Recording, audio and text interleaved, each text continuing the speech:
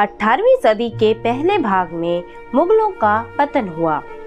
1658 से 1707 के दौरान औरंगजेब का शासन मुगल शासन के पतन की शुरुआत साबित हुआ। हालांकि औरंगजेब के बाद मोहम्मद शाह ने 29 साल तक शासन किया, लेकिन मुगल साम्राज्य का पुनरुद्धार नहीं हुआ।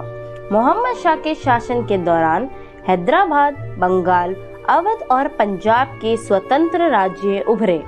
इस अवधि के दौरान मराठों ने भी शासक के रूप में अपने गौरवशाली इतिहास को पुनर्जीवित करना शुरू किया।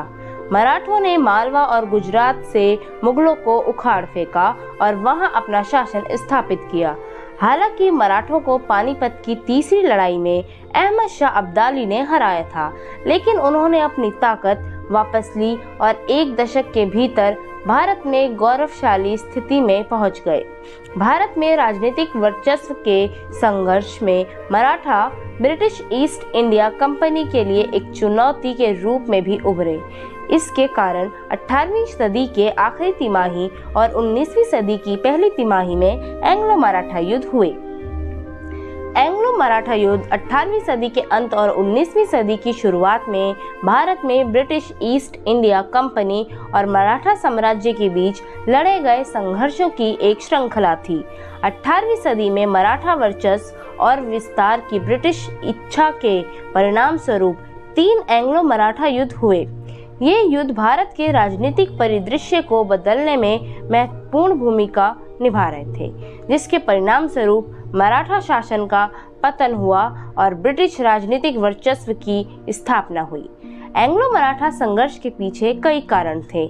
उनमें पहला कारण था ब्रिटिश पूरे देश में विस्तार कर रहे थे और भारतीय क्षेत्रों की विजय की उनकी यात्रा में मराठा साम्राज्य पश्चिमी भारत में अपने विशाल क्षेत्रों और सैन्य शक्ति के कारण एक बड़ी बाधा था।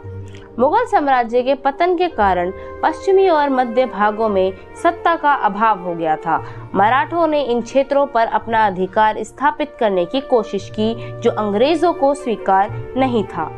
अंग्रेजों और मराठों के विभिन्न साम्राज्यों के साथ अलग अलग गठबंधन थे, जैसे कि फ्रांसीसी ने अंग्रेजों के खिलाफ मराठों का समर्थन किया, जिससे अक्सर संघर्ष हुआ और युद्ध के योगदान दिया। अंग्रेज देश के पश्चिमी भागों में व्यापार मार्गों और मूल्यवान संसाधन पर नियंत्रण करना चाहते थे। इससे मराठों और अंग्रेजों के बीच संघर्ष हुआ और युद्ध की स्थिति पैदा हो गई।